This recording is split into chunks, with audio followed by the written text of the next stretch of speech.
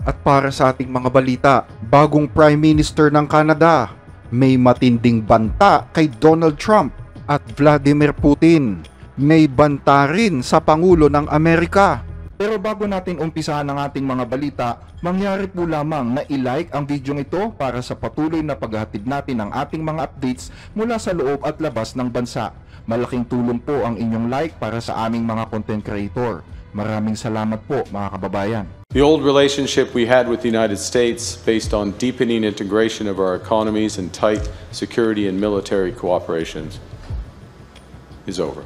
Hindi lingid sa lahat na ang US at Canada sa mga nagdaang dekada ay dalawang bansang matagal nang magkasama sa hirap at ginhawa. Pero dahil sa mga pangyayaring naganap sa loob lamang ng ilang araw, ang magandang relasyon ng dalawang bansa ay posibleng hindi na maging katulad ng dati. At ang sinisising dahilan ay ang mga pulisiya ng kasalukuyang administrasyon sa US. Halos lahat ng bansa ay nakatakdang tamaan ng bagong pulisiya ni Donald Trump hinggil sa taripa na ipapatupad sa Abril 2, isang araw na tinawag ni Trump na D-Day o Araw ng Kalayaan. Noong Miyerkules, kinumpirma ni Donald Trump ang isa sa mga taripang ipapataw sa Abril 2 at yan ay ang 25% na taripa o buwis laban sa mga produktong sasakyan at piyesa na nanggagaling sa Canada. Napaka-exciting nito para sa akin. Ang industriya ng sasakyan ay patuloy na lalago ng hindi pa natin nakikita noon. Bago ako naging pangulo, maraming pabrika ang lumilipat sa Mexico, Canada at iba pang bansa. Nag-aalab sa galit ngayon ang bansang Canada. Hindi agad nagpalabas ng reaksyon ang bagong punong ministro na si Mark Carney, pero sa kanyang talumpati nung isang gabi, nagbitaw si Carney ng isang napakaanghang na reaksyon. Kahapon, muling nagpatupad si Pangulong Trump ng hindi makatarungang taripa laban sa ating bansa bilang bahagi ng kanyang trade war. Nilabag nito ang kasunduan natin sa kalakalan. At ano ang ating gagawin? Lalaban tayo, poprotektahan natin ang ating ekonomiya, at magtatayo tayo ng mas matibay na kinabukasan. Pangako ko, kapag pinagbantaan ulit tayo ni Pangulong Trump ay lalaban na tayo. Gagamitin natin ang lahat ng ating makakaya para makuha ang pinakamagandang pabor para sa Canada. Magtatayo tayo ng isang mas malayang kinabukasan para sa ating bansa, mas matatag kaysa dati. Wala na ang dating relasyon natin sa Estados Unidos na nakabatay noon sa mahigpit na ugnayang pang-ekonomiya at pang-seguridad. Gaya ng sinabi ni Carney, tapos na ang dating relasyon ng US at Canada. Isang statement na ayon sa mga eksperto ay hindi na dapat sinabi pa ng punong ministro. Ang gusto lamang ni Trump ay maibalik ang mga pabrika ng sasakyan sa US at ang naiisip niyang paraan para gawin ito ay gawing mahal ang presyo ng mga sasakyan na nanggagaling sa ibang bansa.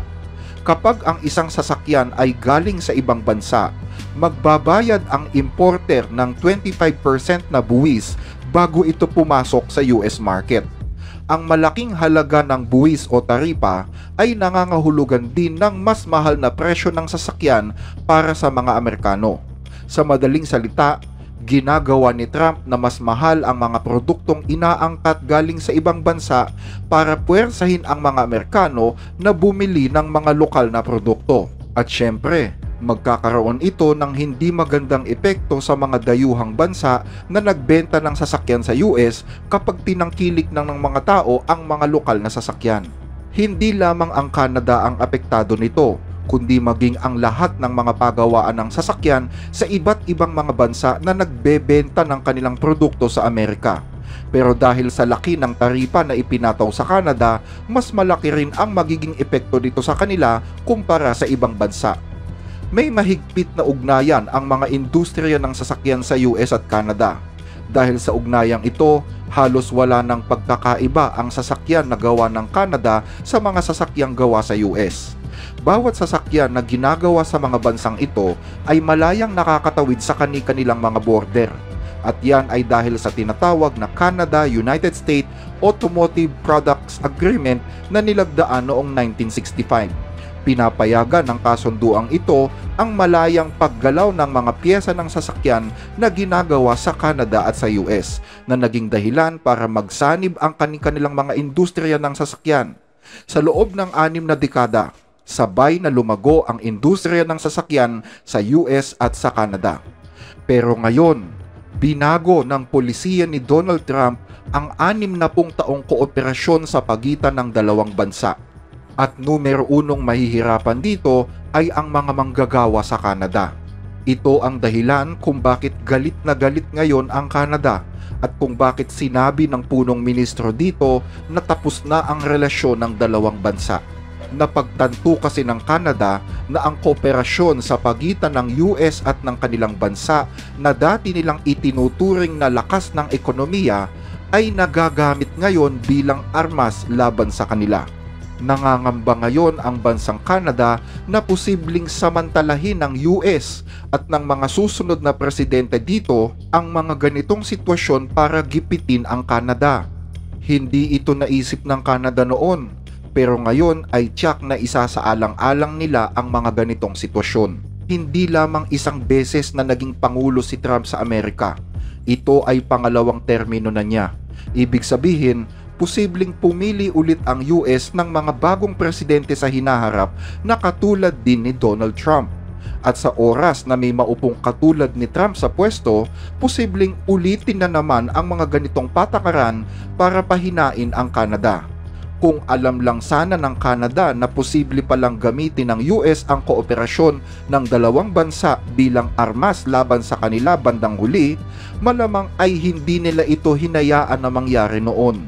Pero naging masyadong panatag at tiwala ang bansang Canada. Hindi nila akalain na gagawin ito ng Amerika sa kanila. Bagaman nakapag-usap na sina Trump at si Carney, naniniwala ang mga eksperto na hindi na magbabago ang desisyon ng bagong Prime Minister ng Canada. Para sa kanya, tapos na ang mahigpit na ugnayan ng dalawang bansa. Nagtaksil na ang Amerika sa Canada at wala nang paraan para maibalik pa ang dating mabuting relasyon. Sa ibang balita, Vladimir Putin, pinagbantaan si Donald Trump. Nagbabala si Russian President Vladimir Putin sa mga bansang kanluranin nitong Huwebes tungkol yan sa tumitinding tensyon sa Arctic region. Ayon sa kanya, palalakasin ng Russia ang presensya ng militar sa region, kasabay ng pagtatangka ni Pangulong Donald Trump ng US na sakupin ang Greenland. Sa isang talumpati na sinabi ni Putin sa Policy Forum sa lungsod ng Murmansk, sinabi niya na nangangamba siya ngayon tungkol sa mga aktibidad ng NATO sa Arctic region. Ito rin ang kauna-unahang beses na nagbigay siya ng komento tungkol sa lumalagong interes ni Donald Trump sa isla ng Greenland na kasalukuyang bahagi ng bansang Denmark. Siyempre, kinakabahan kami dahil nakatingin ang mga kasapi ng NATO sa dulong Hilaga bilang posibleng lugar ng labanan. Dagdag pa ni Putin, kailanman ay hindi daw sila nagpakita ng agresyon sa Arctic region, pero handa daw sila na palakasin ang kanilang militar kapag lumala ang sitwasyon doon. Lilinawin ko lang, kailanman ay walang pinagbantaan ang Russia sa Arctico. Pero babantayan namin ang mga pangyayaring ito at magbibigay ng tamang tugon sa pamamagitan ng pagpapalakas ng aming hukbong sandatahan at modernisasyon ng aming infrastruktura. Hindi namin hahayaang masagasaan ang aming soberanya at titiyakin naming protektado ang aming pambansang interes. Sinabi rin ni Putin na bagaman hindi direktang ikinababahala ng Moscow ang plano ni Trump sa Greenland, kinakabahan siya na posibleng gawing military base ng NATO ang lugar na ito. Matatandaan na noong buwan ng Pebrero, nagmungkahi ang Kremlin na makipagtulungan sa US para i-develop ang likas na yaman sa Arctic region. Mula noon ay naging aktibo na muli ang mga military base ng Russia doon para mapalawak ang kanilang komersyo. Siyempre, mas lumalaki ang papel at importansya ng Arctic hindi lamang para sa Russia kundi para rin sa buong mundo. Pero sa kasamaang palad, tumitindi rin ang kompetisyong pampolitika at ang labanan para makakuha ng pwesto sa lugar na ito. Ito ang mga sinabi ni Putin matapos sabihin ni Trump na palalakasin niya ang kontrol ng Amerika sa Arctic region. Sa isang interview noong Miyerkules, sinabi ni Donald Trump na mahalagang malaman ng lahat na kailangan ng US ang Greenland para mapanatili ang global peace and security. Dapat anya itong mapasailalim ng kontrol ng Estados Unidos. Nagkomento dito si Putin at sinabing tila seryoso talaga si Trump na makuha ang Greenland. Gayunman, nilinaw ni Trump na ang kanilang mga ginagawang hakbang kabilang na ang pagbisita ni Vice President J.D. Vance at ng asawa nito sa Greenland ay hindi isang provokasyon kundi diplomasya. Mga kababayan, ako po si J.D. Vance, ang pangalawang pangulo. At alam nyo ba na maraming nakakasabik na bagay sa pagbisita ni Asha sa Greenland ngayong Biyernes? Kaya nagdesisyon ako na hindi lang dapat siya ang magsaya, kundi sasama din ako. Bibisitahin ko ang ating mga Guardians sa Space Force sa hilagang kanluran ng Greenland. At titingnan ko rin kung ano na ang mga nangyayari sa seguridad ng Greenland. Alam nyo naman na napakahalaga nito. Maraming bansa ang nagtangka sa Greenland. Ang nagtangka na gamitin ang teritoryo at mga waterways nito para maging banta sa Estados Unidos, maging banta sa Canada, at syempre maging banta sa mga nakatira sa Greenland. Kaya titingnan natin kung anong nangyayari doon. At para sa panig ni Pangulong Trump, muli naming palalakasin ang seguridad ng Greenland. Dahil naniniwala kami na magiging proteksyon ito ng buong mundo. Sa kasamaang palad, matagal na binaliwala ng mga pinuno sa Amerika at sa Denmark ang Greenland. At naging mapanganib ito sa Greenland at sa seguridad ng buong mundo. Naniniwala kami na pwede naming baguhin ito, kaya titingnan namin. Sinagot naman ni Greenland Prime Minister Mute Egede ang pahayag ni Vance. Sa harap ng local media ng Greenland, sinabi ni Egede na ang tanging layunin ng pagbisita ni Vance sa Greenland ay para ipakita ang kapangyarihan ng Estados Unidos sa kanila. Ilang araw matapos nito, dumating na nga sa Greenland ang pangalawang pangulo ng Amerika kasama ang asawa nitong si Usha noong Biyernes.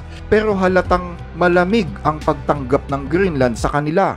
Lalo na nang sabihin ni Vance ang kanyang talumpati kung saan halatang ikinasama ng loob ng gobyerno ng Denmark ang kanyang mga sinabi. Simple lang ang mensahe namin sa Denmark. Hindi maganda ang ginawa ninyo sa mga tao dito sa Greenland. Tinipid ninyo ang mga mamamayan dito. Tinipid ninyo ang seguridad ng napakagandang lupaing ito na tinitirahan ng mga kahangahangang tao. Kailangan baguhin yun. Umaasa kami na magdedesisyon ang mga taga-Greenland na maging malaya mula sa kamay ng Denmark. Pagkatapos nun, makikipag-usap kami sa kanila. Ayon pa kay Vance, hindi na daw kailangang gumamit pa ng puwersang militar sa Greenland. Pero hindi ganon ang nasa isip ni Donald Trump. Ang Greenland ay mayroong kayamanang mineral na tinatayang nagkakahalaga ng $2.5 trillion. Kaya't hindi maalis sa isip ng mga taga rito na maghinala sa tunay na motibo ng bansang Amerika. Noon, itinuring namin ang Amerika bilang isang mabait at nakatatandang kapatid na laging handang tumulong. Pero ngayon, parang nagiging mapilit na ito, parang nanggigipit. Pakiramdam ko, pinipwersa kami ng US na sumunod sa gusto nila, na para bang sinasabing, halika, sumayaw ka sa akin ngayon. Mas maganda sana kung tinanong nila kami ng maayos. Gusto mo bang sumayaw? Lalo pang tumindi ang suspecha ng mga taga-Greenland matapos sabihin ni Vladimir Putin na dapat silang mag-isip-isip tungkol sa mga plano ni Donald Trump. Lalo na't alam ng lahat na hindi umuurong ang Pangulo ng Amerika sa kanyang mga desisyon. Kailangan natin ang Greenland, napakahalaga nito para sa seguridad ng mundo. Kailangan natin ito, hindi ito usapin ng kaya ba natin kahit wala ito, hindi pwede yon. Kung titingnan mo ang Greenland ngayon, makikita mong puno ito ng mga barkong Chino at Ruso sa mga daan ng tubig. Hanggang dito ang ating mga balita. Muli ay maraming salamat po sa inyong pakikinig.